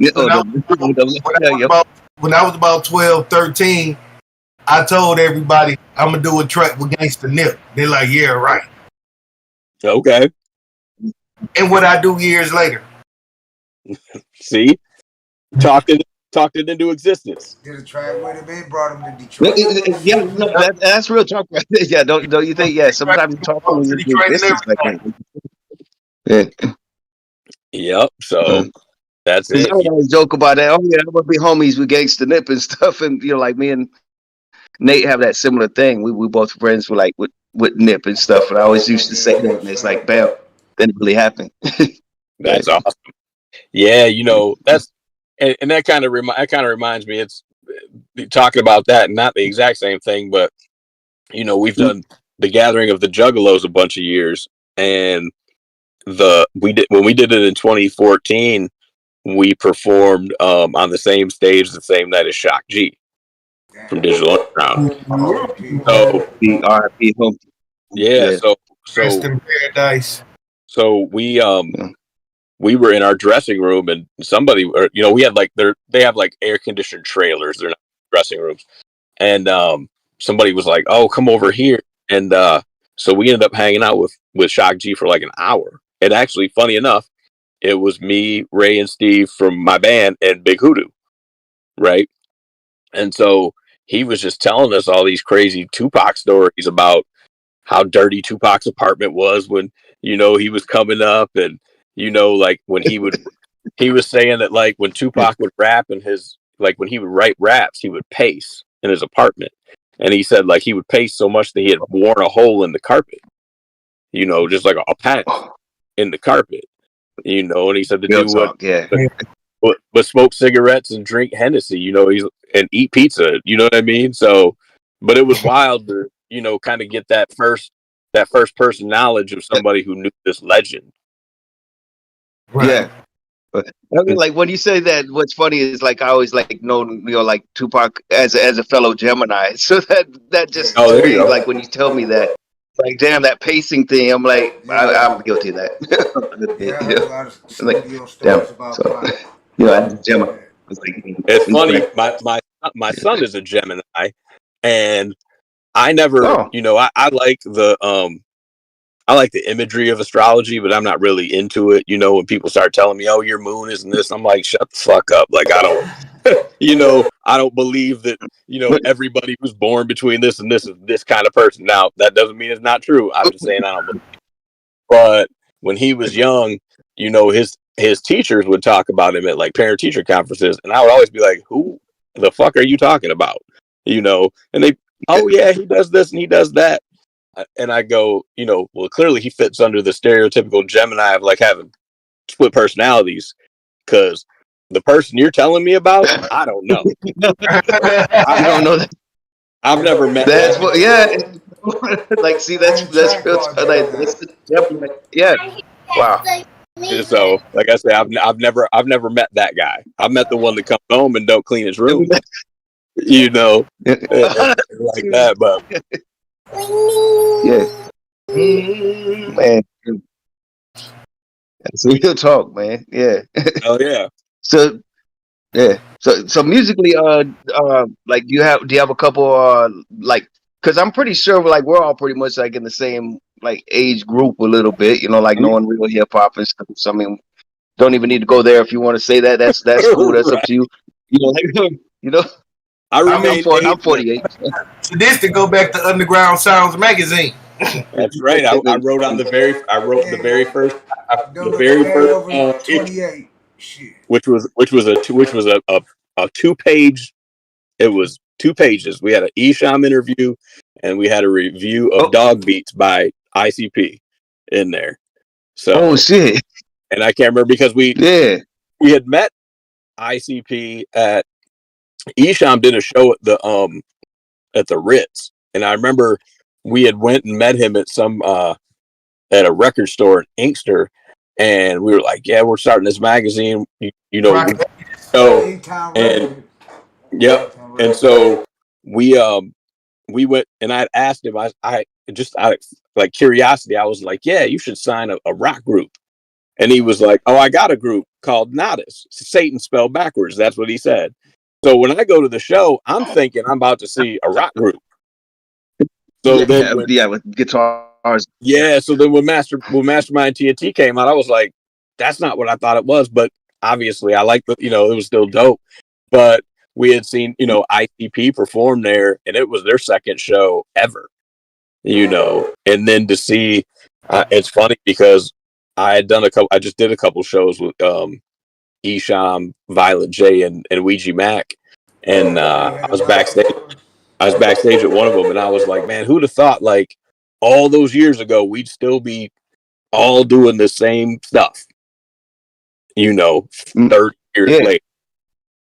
Yeah, I saw some of that. Yeah, what was it? The 3-Headed Monster tour. Yeah, yeah. I did 2 dates on that. I did Columbus, Ohio, and I did Fort Wayne, Indiana.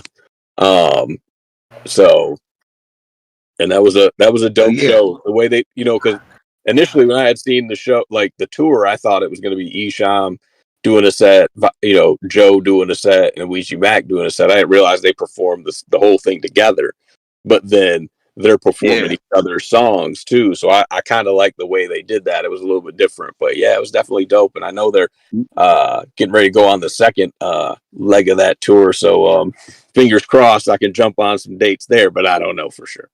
So hey, we put you 100% away, man. That's that's what's up. So, but what I was saying is, do you have anybody you rock with, like for the current days? Because we know hip hop and rap has changed over the years, so it's kind of tough. I mean, do you have a top 5 you can say that you could fuck with? Because I mean, we have a lot of stuff we can't fuck with because that we know what hip hop was not about. Yeah, I'm gonna say, as far as the newer stuff, I think I'm gonna go very cliche and start talking about the same ones because they're like the Kendricks, J. Cole, whether, I mean, a lot of people don't consider him current, but I would put Jay-Z in that, as far as like, because he's just transcended so much, and that dude puts out an album tomorrow, and I guarantee it's going platinum. No doubt, yeah. And it's gonna be legit fire. You already know. And I would say another one who probably falls under the same thing, but like has just had his foot on the neck of the industry for the past however is Drake. Yeah, I gotta agree with that. Yeah, Drake has been kind of had to run in the industry a little bit, especially mainstream and shit. Anything Drake jumps on is a hit. That's gonna be a hit. And I guess obviously, if I didn't mention if I didn't mention my kid, that would probably but I would definitely say as far as the Babytron stuff, he's definitely making some moves. You know what I'm saying? So being as connected as I am to that, I have to say give him his props because I saw that literally jump off from nothing to what it is now. That's what's up, man. Salute. Yeah. Oh man. Like wow. That helps and shit. Having any pops, Mr. Sadistic, you know what I'm saying? Yeah. So lyrical, so musical and shit. The funny thing about that though is I would say that I'm sure the influence is there, but I say all the time like he's done that all on his own. Because I always get hit up with like industry people like, hey, you're his manager, right? I'm like, no, I don't have anything to do with his career at all. So you get those kind of questions a lot then. Yeah, I get wild shit. Like, I get some text messages, some emails. I'm just like, what the are you serious? But it's gotta be crazy. Like, hey, this is no joke. I'll get, hey, how old's your son? And it'll be a text message from somebody I ain't talked to in 15 years. Damn. And I'll be like, well, he's 23. Why? And they'll go, oh, well, I got a sister. She's such and such. She's single. Da da da da da. It's like you get those questions.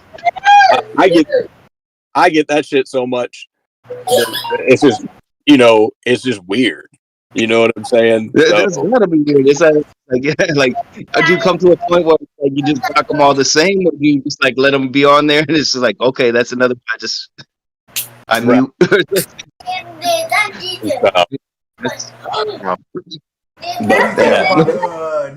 I would say that as far as my contemporary picks, you did a Willie, man. I would say them. Yeah. You did a Willie on your lawnmower at home? Yeah. When did you do that? It's in the background. Yeah. I can say my son. He's he is a big fan of my son. Just saw. Oh, nice. I want to put him up, yeah. And it's funny because I would even say too that the advice that I gave him early on, he didn't listen to, and it worked for him. My big thing is I'm a hook guy. Like the song can be dope, but if you don't have the hook, if you don't have the chorus, to me, like where's the song? And he came out doing 72 bars, no hook, and I'd be like, you got to have a hook. And he was like, yeah, okay. And he still doesn't, and it works, But yeah, I mean, I'm familiar with his work, So like, yeah, he's punchlines for days. That's what that's dope, Like I think, in his own way, the rhythm styles, have changed, So he does it his way. But I'm just kind of like saying, like the closest I ever seen where it was just kind of like some punchlines like that. We could say like the DOS effects of our time a little bit, Sure. And that's Jules plus Dread, so just call me Golden Locks, like. The delivery is different, but yeah, it's still very, and that's the thing. I was talking to somebody one day. As a matter of fact, it was I was talking to Hatch one day, backstage, and it was the first time I met him, and I was like, yeah, the thing about, Jimmy, the thing about his style is it's like deceptive. I call it deceptively lyrical. Because if you're not really listening, you just hear the laid back flow, and you're not necessarily catching all the, but they're there. They're there in spades. You know what I'm saying? Like, yeah, and everything. So, yeah. But as I try to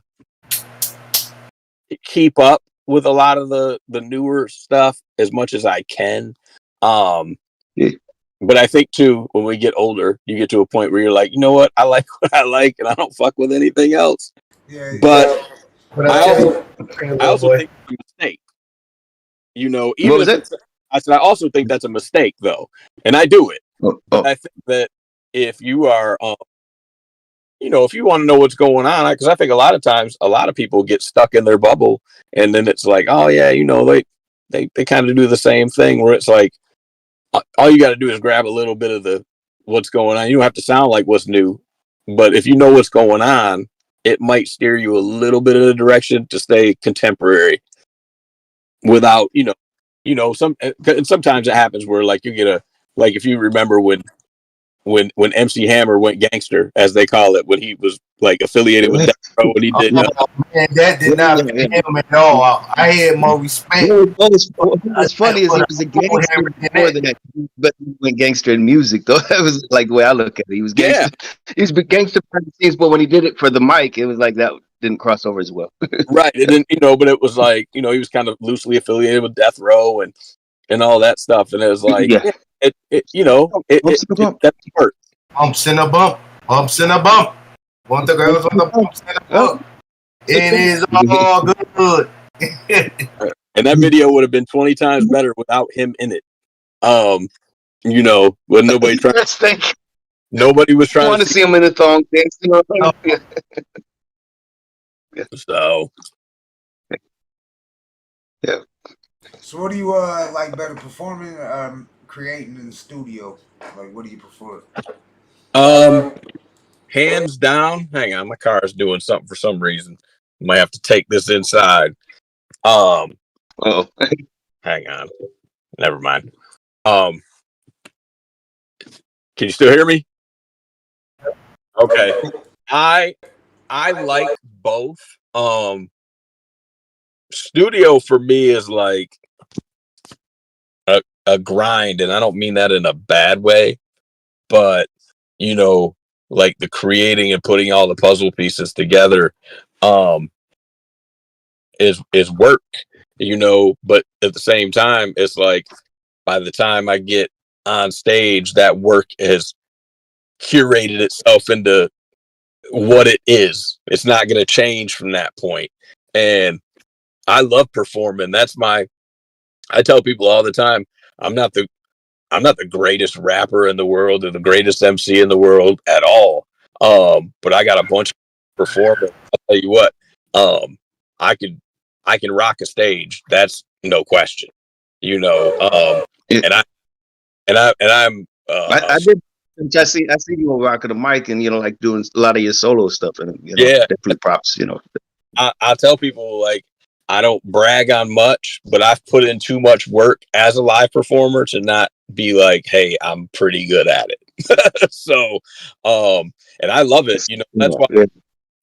I've taken kind of these run of dates here recently, just like my solo stuff. I got a couple dates, coming up with Shaggy 2 Dope from ICP, opening up for his tour. I got a show coming up with V Sinister, and then we got the Motown Rage, and then I got a couple other things that are kind of bubbling but not official. Because it's like, I tell people all the time, I'm like, you sit back and you think about it. I don't ever want to be the person that, when I decide to hang it up, it's like, I didn't do enough. I want to do too much, and I could pull out of my driveway right now and get hit by a car or something. And, if that last moment, I don't want to have any regrets as far as, being a performer. Like I say, I live for it. I like getting amped up, being like, okay, like, I'm playing in front of, a few people or a lot of people. I actually did a show Thursday night in Cleveland. Shout out to Cody Manson, who's kind of a newer artist doing his thing. Hit him up just on the, hey man, I'm kind of doing some solo stuff, and you got a spot on the bill. And he was like, yeah, man. He's like, we used to do shows with you back when he was coming up, back in the day. Which also shows, like, always be nice to people. because I'd hate to be the guy that hits up some dude. Yeah, repeat that again. And if you don't mind, if we take a clip from that, we don't try and like do that with everybody's interview, but man, say that again real quick if you don't mind. Be nice to everybody. Be cool with everybody, because now listen, especially in music and stuff, I've had my fair share of run-ins with some disrespectful motherfuckers, right? And that deal with it accordingly. But as far as just like, blowing people off or, trying to like, oh, I'm this and you're that, and, don't bother me or whatever. Never, if you hear somebody tell you a negative story about me, they're lying to you, right? Either lying to you or tell you the backstory of how it ended up that way. Yeah, what did they do to you? That's like, just yeah. And like that, but it's just one of those things where it's like, I'm glad that I deal with people a certain way, because I know, if I'm like, hey, what's up with this or what's up with that, they're not gonna, oh yeah, remember that time you did this? No, they're not. Yeah. They might, because when you said it's about some people blow people off, but some people get bugged enough that they blow people off because they have a reason. That's what I mean. It's like, hey, do that feature with me, do that feature, and like everybody expecting freebies sometimes. That's I know about that. And it's like, I'll tell you, like I played guitar on a track for ABK. It's not out yet, and a lot of people don't know that I play guitar, which actually I tell people that, like, as far as me being a vocalist or being a guitar player, I'm a far better guitar player, but I just don't play guitar in the band.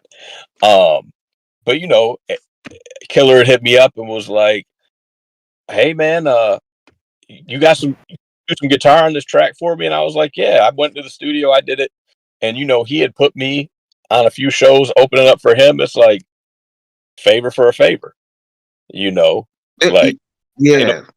I got that. You know what I'm saying? And I'll be glad when the track finally comes out, because it's dope. You know what I'm saying? I'm excited for the world to, yeah. That's me on the guitar right there. You know what I'm saying? So that's what's up. Yeah. That's what's up. You got some new music dropping? New music? I do. I just shot a video for my new single, A Force of One, maybe 2 weeks ago. My guy Quentin is in process of editing it right now. Was hoping to drop it. I'm opening up for Shaggy 2 Dope next Friday in Newport, Kentucky. Hoping to drop it the same day. Don't know for sure if that's going to happen or not, but that's it. And then my plan, one of the things I've been trying to do as as the industry changes and it's easier to make people accessible, like had to have accessibility to your music. One of the things I'm trying to do is just drop stuff. So I've kind of set these goals for myself of like, all right, I have a minimum of, I'm going to drop a single every other month. And that's what I'm working on. And every single, for the time being anyway, the next 3 singles will all have videos as well. Because I always think that it's important. Just to have the visual, have people see what you look like, and everything. And then, 2024, I'll decide if I'm going to doing that or, decide that, I'm going to put together, a physical, product. But, in this day and age, everybody's giving, like, the music's free, Yeah. I'd love to think that, I remember sitting in the lobby of the Royal Oak Music Theater, and YTG had just opened for Simpkin Height, Mystical, Hollywick. And I remember sitting in the lobby. J-Rome. Yeah. I remember sitting in the lobby and having a box full of cassettes and being like, Mystical was there too, remember? Yep, Mystical was there. And I remember sitting in the lobby with a box full of cassettes, and the whole show, we didn't sell any cassettes. And I was like, man, this is fucked up. And then the moment the show ended, we sold out of every cassette that we had. I'm talking about cassettes, by the way. that shows how long I've been in the game. Sold out every cassette that we had, and then every cassette that we had in the stores that we had them on consignment all sold out because they'd all see, everybody had seen us open for the Clowns and like that. And I wish the business was still like that. Like you can go put things on consignment or, sell them outright or whatever, and then go back a month later and pick up your money. That's not the business model these days. So, for me to go, I need to make money off of the song specifically. It's just my opinion that that's not what I'm going to do with my music. It may be different for Motown Rage. It may be different for, other things, but just for my own personal stuff, the Mr. Sadistic stuff, it'll be free. It'll be there. It's on YouTube. You know what I'm saying? I will have it on other streaming platforms 2024, but right now I'm just thinking that it's on the Motown Rage YouTube channel. Go there. You see all the Motown Rage stuff. See the Mr. Sadistic stuff. Hey, wasn't that the black tape? The black.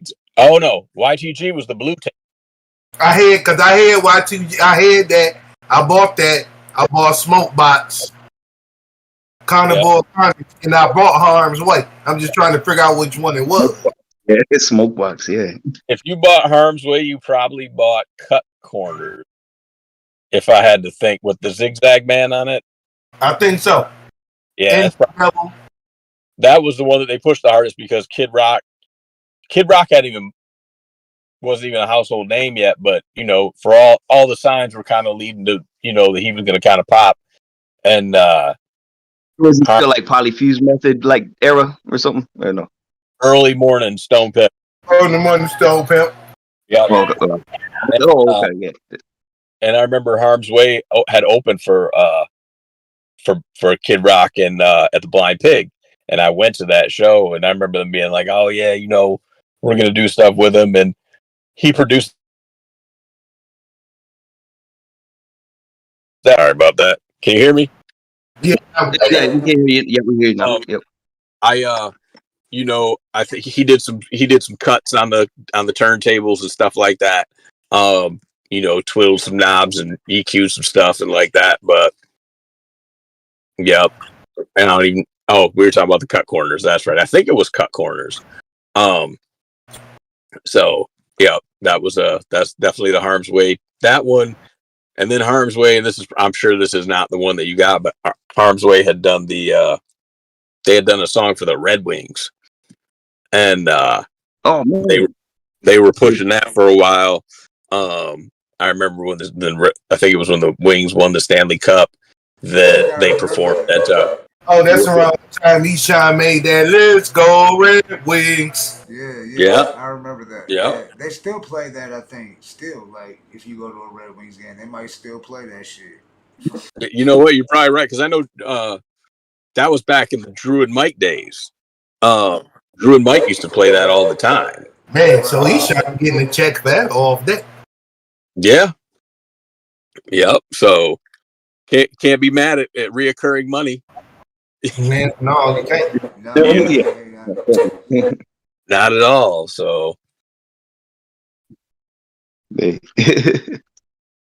that's dope. Oh man, I mean, no, I didn't. Yeah. Yeah, I feel them. I'm working on getting my songs in video games and movies now as we speak. There you go. That's where it is. Yeah. People making money off in video games. Shit, T Grizzly getting millions off Grand Theft Auto and shit. Yeah. Yeah. I heard that. That's like, wow. What do you think? That's wild. Like how hip hop's evolved. Like now that it's 50 years of hip hop, and I feel like a lot of rappers are coming out, and it brought a lot of exposure to a lot of old school rappers to the younger rappers, so they see more of the elements of hip hop, like how the break dancing and the DJing and the graffiti and all the other elements and shit, not just rap music and shit. And they seen all that, the style, and growing up, and we all grew up hip hop. How do you feel about the change in like the music and shit, the styles? Are you feeling it and shit, or are you not feeling it? Like, because I think that a unique style, or the new style in Detroit is kind of like, you could tell is Detroit. Oh yeah, Detroit. I definitely feel a lot of the newer Detroit stuff. I think that we always look back on certain eras and go, oh, that time was the shit. And it's easy to do that, but then we always forget too that there was always some garbage out there in different eras, right? Like mid '90s. Yeah, let's be honest. Yeah, every era has trash. Yeah. Every era has stuff trash, that right? You know, and I feel like sometimes that trash rises to the top, right? It's just inevitable, you know. And obviously, I'm not here to bash anybody. Because at the end of the day, if I think somebody's music's trash and they're getting paid and that presented them an opportunity to feed their family and build them a house or whatever, like do that, you know, because again, I don't hate on anybody, you know, and like that. But I think that it's been cool, like just that people are recognizing that it is 50 years of hip hop. And then it's like, you know, I didn't get to go to the LL Cool J concert, but then I see all the clips online and I'm like, fuck, man, I wish I was there. Man, like, so many shows was going on. So much shit. Redman and Method Man at Hart Plaza. So many people came down here. Yeah, there was that. And then, you know, it's funny because I went to the Snoop show. And I'm like, and it was just an experience. Now, I've seen Snoop before. But it felt different when I saw him before than when I saw him this year. And I don't know, I'm not going to sit up and say specifically it's because, you know, hip hop's 50 or whatever, but it was just like all these people that have this appreciation for this music that's lasted all this time, you know, and like, it's just dope to think that, you know, it's still around, you know, when hip hop first started, it was, you know, people thought it was a fad. You know, people thought it's some gimmick shit. Yeah, they was going to stagnate and be like, what was it, like 94 when they run out of James Brown, like when they run out of James, that's over. Yeah, and then what happens then? They, you know, like literally. People stop using James Brown shit, and then all of a sudden you have like a Dr. Dre, or you have a Timberland, you know, or people who like, or a Swiss Beats, or, you know, any people, even, you know, Premier or whatever, where it's like, we don't have to use any of that shit to be dope. You know, doesn't mean I don't like my James Brown breakbeat songs either. You know what I'm saying? The big payback is one of the hardest songs of any genre. You know, hip hop can sample all that shit. You can sample all that and put it in hip hop. That's what's dope about hip hop, sampling those. I mean, recognizing or not, if y'all listen to James Brown's delivery, he was rapping. I'm mad. The big payback. Yeah, that's. And if you listen, we mentioned Mystical earlier, right? Like, how many similarities is there to Mystical and James Brown? Yeah, James. I think he's even mentioned that. Oh yeah. Yeah. So. Mystical and shit, because every time he got locked up, they ended up out. Like he got out, said that never happened. The female. Yeah, that's yeah, he's I don't know. I don't really know too much about his current case situation. I just know that you know, that ain't no nothing to play with, one way or another. You know. Yeah. So. But they said out those last two, the women did come out and say that what was it, Brother King X, that it was bullshit. They said we was talking about it earlier. Yeah, the first one was mainly because he was robbing and when he found out. Right. Yeah. So that was more or less to get her, to keep the heat off of her. Right. Yeah. Yeah, man. You know, unfortunately, we live in a society too where it's, especially when you're a high profile person, it's real easy to get caught up. And then you got to think about what state that Mystical lives in. Yeah. Yep. He's in Louisiana. Yeah. He still has slavery on the books. Yeah, exactly. So yeah, it's still very hard. Some people think that was so long ago, but it wasn't long ago. It's not long ago at all. No, you know, that's what. No. It wasn't long ago. I was just watching the No Limit reunion, and it was a year ago, right before he got locked up. It was Mystical, Mia X, Mr. Servine, Silk the Shocker. I forgot who else was there, but it was dope. Fiend came out there. Like we got Mr. Okay. Servine coming out this Wednesday. We got Servine, so Oh, that's what's up. yeah, he's. Yep. I used to fuck with No Yeah. Limit, and it seemed like Oh, and also hip so hop another was thing I want to starting throw in to that. come out. Yeah. What up? What up, Blatonio? Yeah. Oh, I was just gonna throw in there, like after this interview or whatever, if you keep this app downloaded and stuff, you can tap in at any time in future shows. So if we get somebody that you're a fan of or you've worked with before and you know them and you want to just give them, hey, what's up or something, you happen to see us going live, you're more than welcome and invited. We keep it open. So the door's open. It doesn't mean that it's a one-time thing where we got in there. I mean, you got Black C from RBL Posse, Cuban Lean, and Black Big Okay. V from Nappy Roots, Awesome Dre, and Merciless. if we get Professor like that, if you want to pop in, be hey, what's up? Yeah, Lowe's popped in a couple times because we had Kid Vicious on, and Lowe's popped Okay. in like Kid Vicious. You know what I'm saying? So, Yeah, maybe next time I'll have some better lighting. I was scrambling to try to figure out where to sit to do this, and as soon as I sat at my kitchen table, my damn cat started coming. I'm like, well, I can't have them be swatting them out every 2 minutes. I'm like, let me just go sit in the car. But I'm trying to get some better lighting than my car dome lights or whatever. But we hope you're having a good time with us. Yeah, man. Too, it's like, we're trying to be, yeah. It's always cool. It's always and cool if there was to chop anything it up. else you want to get out, Yeah, man. This Friday, what's the date? This Friday, the 5th, I believe. I'm live with Shaggy Too Dope, like I said, in Newport, Kentucky. Shaggy Too Dope, DJ Clay, Hex, and Lardy B.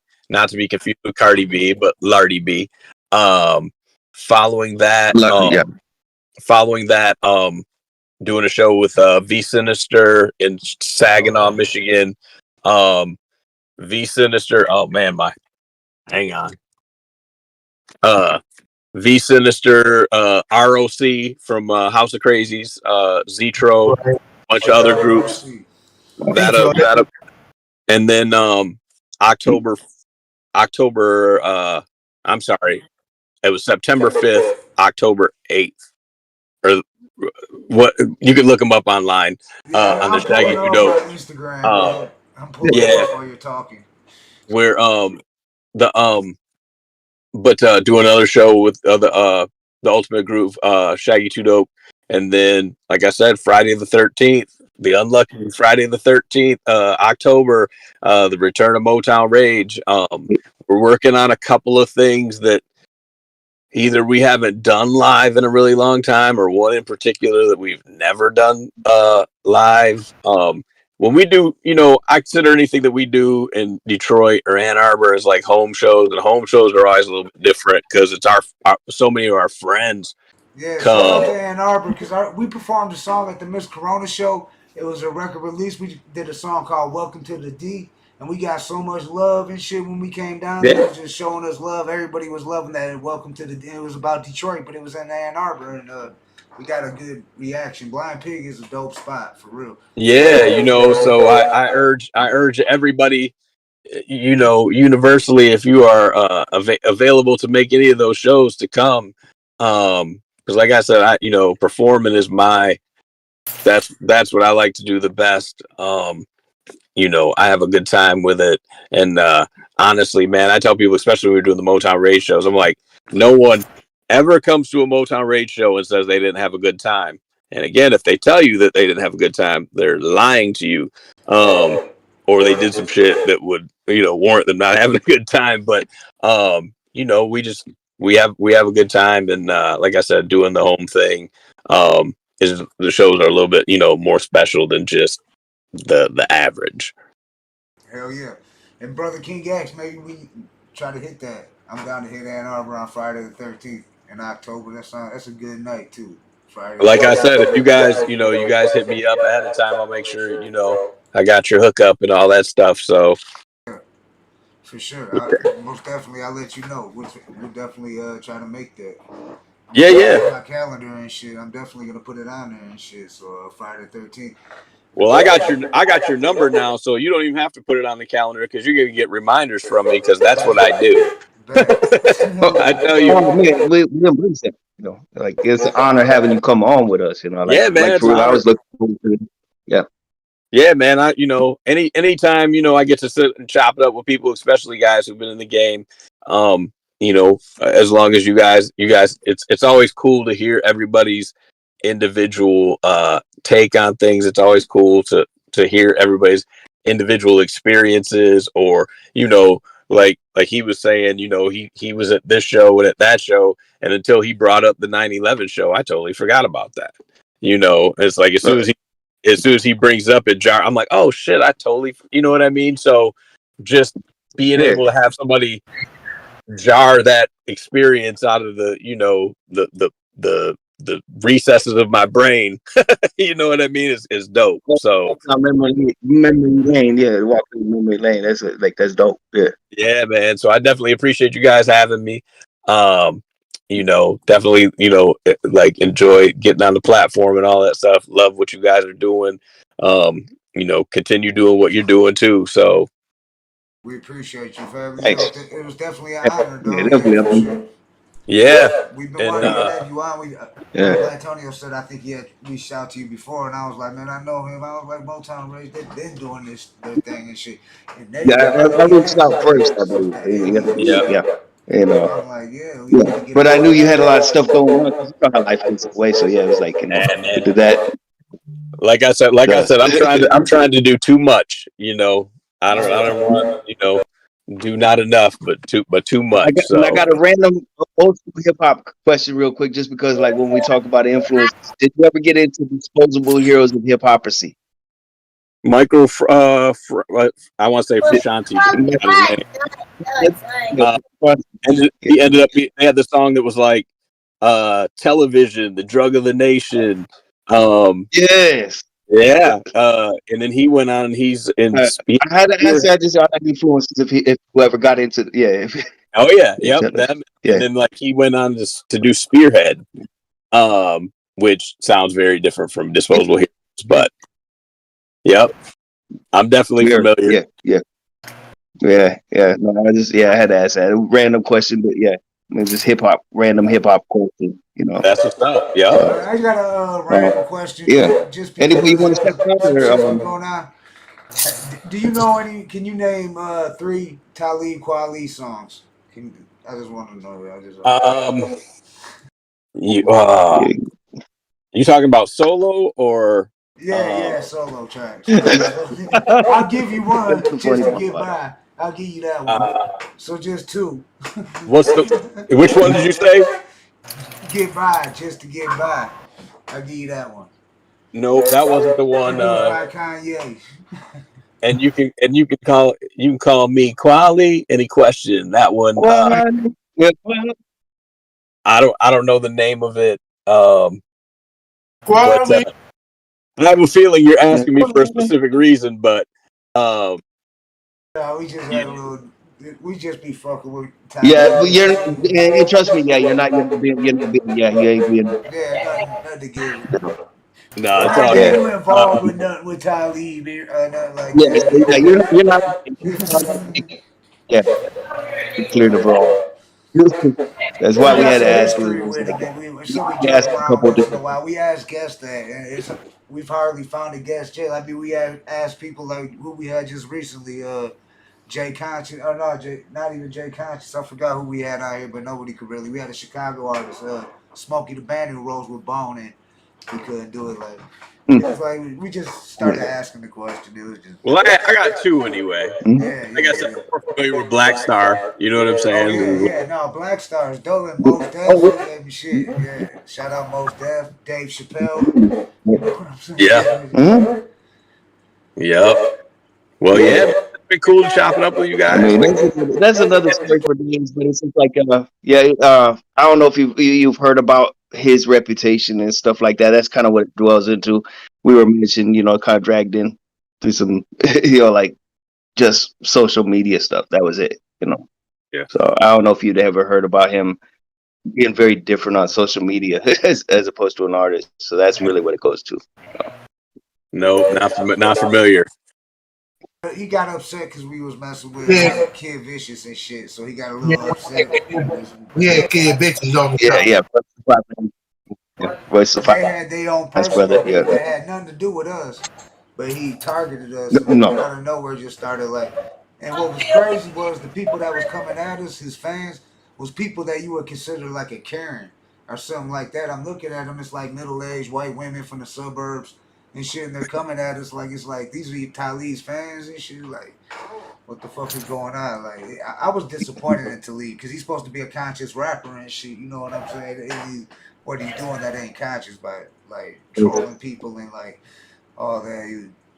I don't know, dog. He said he was gonna holler at our boss, Royce the He is a middle-aged white woman that live in the suburbs. Right. It is what it is. He doesn't embrace we came up with a new genre of rap with him, the privilege rap and shit. Instead of conscious rap, he got privilege rap and shit. I like that. Good.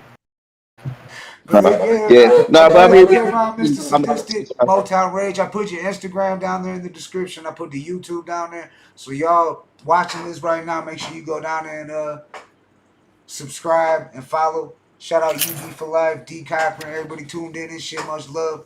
We got Mr. Sadistic. Anything else you want to put out there? Nope, I plugged everything I needed to plug. So just check our YouTube channel. I definitely come to the show. Yeah, check our YouTube Friday channel. the 13th for my new video, and yeah, that's it, man. We appreciate you coming on, dog, Mr. Sadistic. We can carry on, right? It's like any new music he drops in our way, we'll play it. Much love, family. Hell yeah. Hell yeah. I'll let y'all. All right, bro. Much love. Peace. That was Mr. Sadistic, y'all. Mr. Sadistic right there. Pig, Friday the 13th. Brother King, shoot out to Ann Arbor and shit. It's been a minute since I've been out there in Ann Arbor. I heard they got the shrooms illegal out there and shit. I don't know about no shrooms doing shit, but I can right. You know what I'm saying? I don't know about the shrooms, but I know they probably got some good ass dispensaries out there, but they probably expensive in Ann Arbor and shit. Make sure you check out the Blind Pig. Shout out to everybody that's tuned in. Fucking So you got any news, Brother King X? No, not at this moment.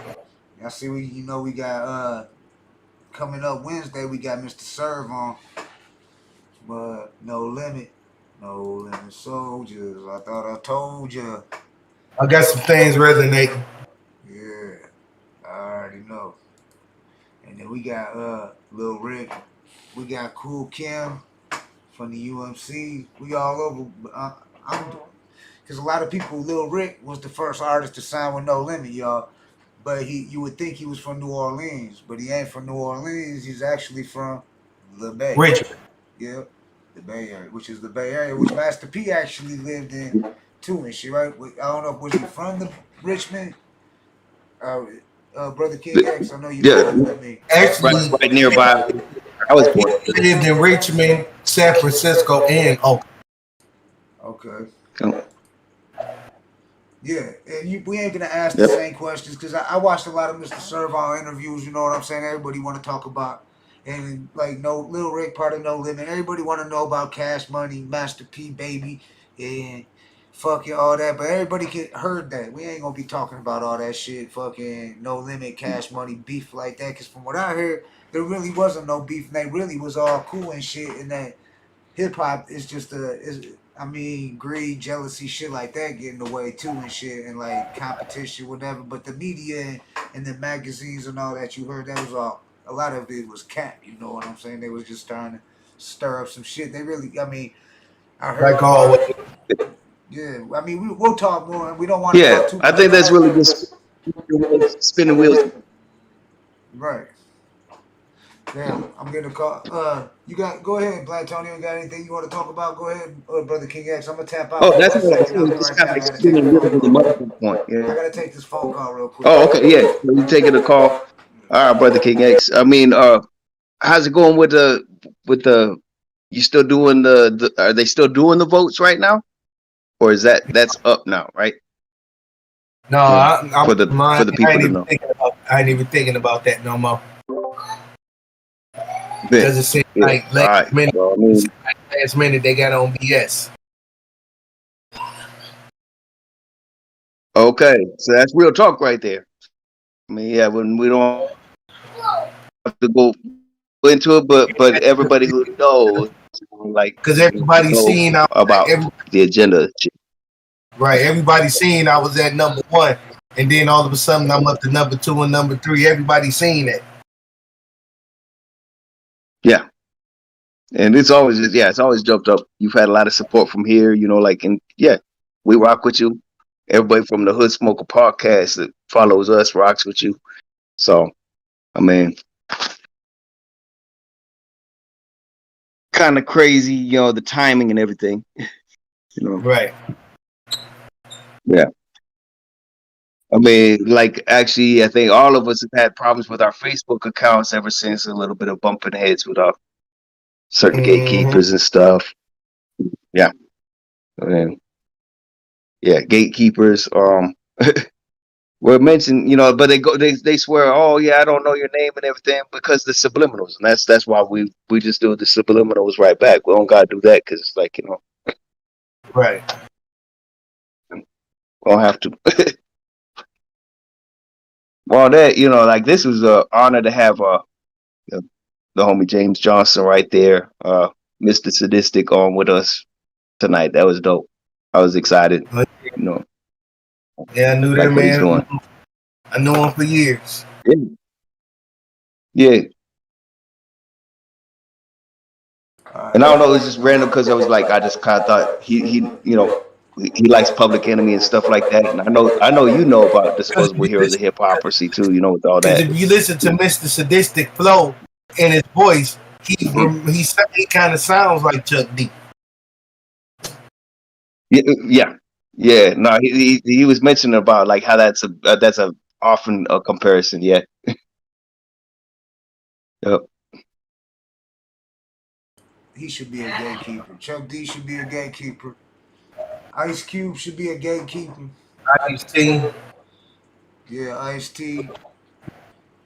Shit. Cuban Link. Shit.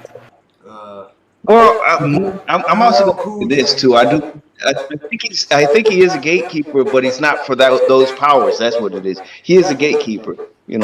To a certain, yeah. I think there's two different teams right here. But the one most people run to and stuff and believe.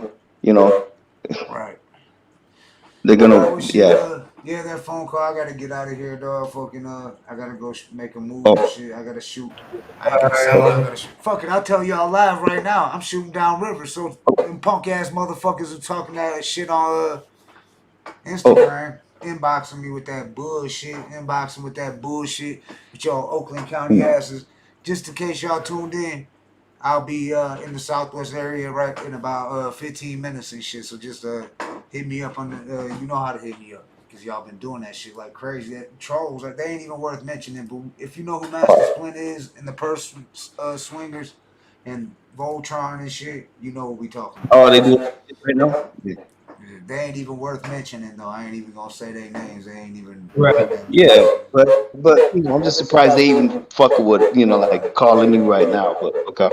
Woodman Cemetery might not be open right now, but we can meet right at the gate. You know what I'm saying? And people are always dying to get in. Right. I mean, that's what I said. I was gonna put them with their peers. That's what I told them. We're gonna put them with their peers.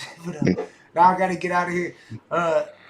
Shout out to Mr. Sadistic. Shout out to everybody that tuned in and shit. Much love. Shout out to Blatonio, Todd. Shout out to Brother King X. We got more content coming. So check out the other content we got on the Hood Smokers podcast too, and the Hood Smokers Roundtable group on Facebook been going viral. Check us out on all social media sites. Our contact info's down there if you want to get at one of us. Make sure you check it all out. All that shit's down there. Show some love. Blatonio, Brother King X, y'all got anything to say before we get up out of here? Shout out to my homie Talib Kweli. Sorry, not sorry. Yeah. Kali. He gonna take the clip of me saying sorry and take out the not sorry. He said sorry. Sorry. Friends, how many of us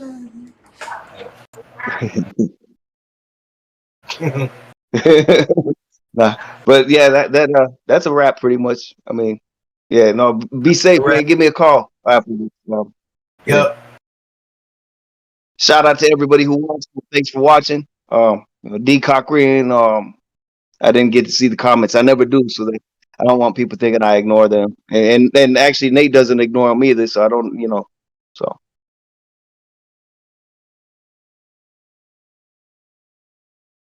All right, salute to them.